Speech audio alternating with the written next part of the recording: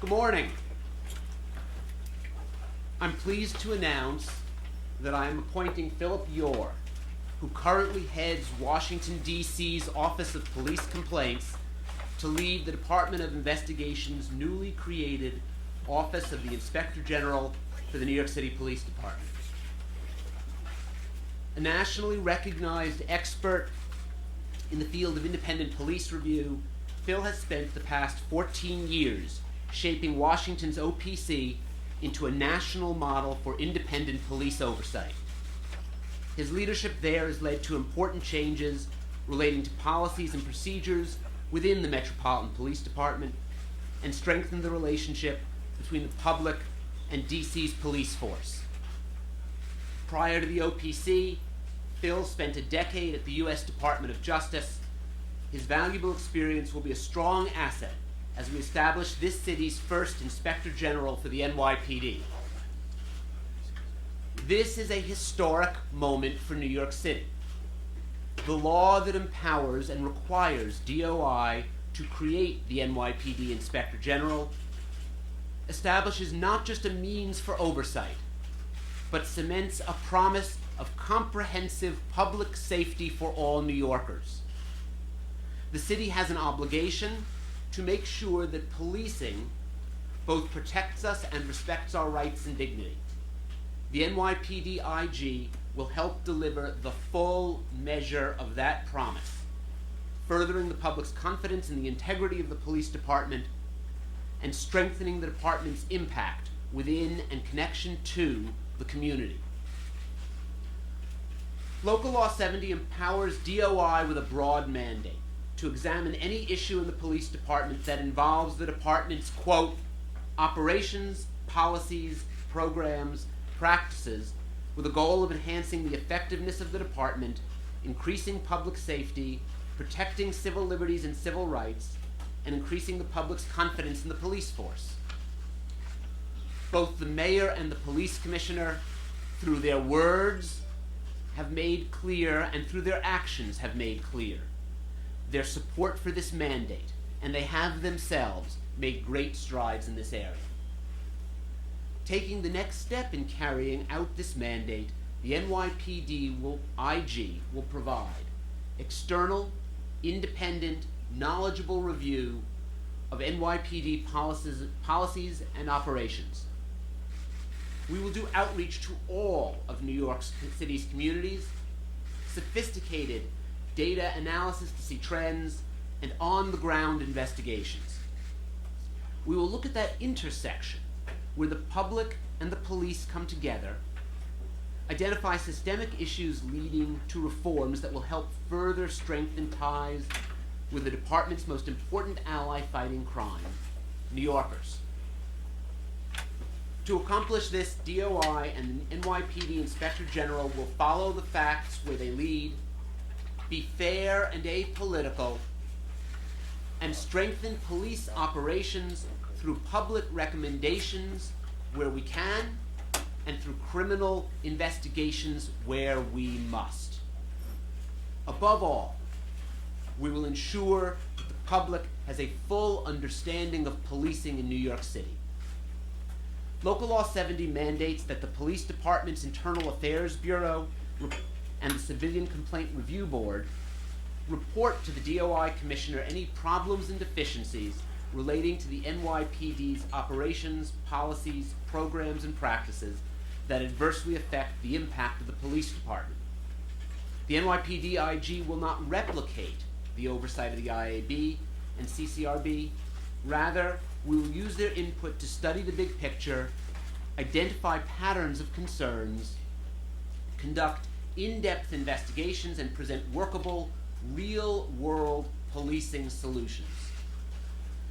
The NYPD IG is grounded in the reality that policing in New York City is complicated and urgent, and protecting an individual's rights and fostering public confidence do not compromise these essential goals.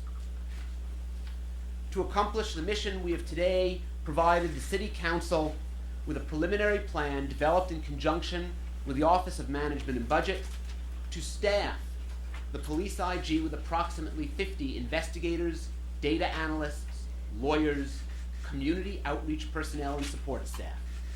This will give us a strong foundation from which to expand and develop the IG's offices. When I began thinking about the qualities needed for an NYPD IG, it was clear that success would be rooted in a diverse set of skills. Experience in law enforcement to understand the day-to-day operational imperatives of a large urban police department. Know-how in establishing a police oversight organization. A deep understanding of both policing best practices and civil rights law. And an ability to work with a variety of stakeholders such as law enforcement and elected officials, community and civil rights groups. Phil has met all of these criteria. His extensive career includes 10 years at the U.S. Department of Justice's Civil Rights Division, conducting complex investigations and trials, establishing and leading D.C.'s Office of Police Complaints, and serving as president of a national police oversight group, and a lifetime of contacts in the field of independent police review that has few rivals. He has the experience to navigate the demands of a new office and ensure that the office operates with independence and integrity.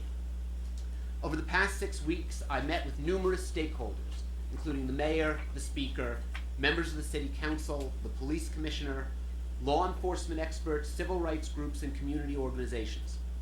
I spoke with over a dozen potential candidates. All of this educated my understanding of the office and confirmed my view that Phil is the best possible candidate to lead this new office. And with that, I'll turn the podium over to Phil to say a few words.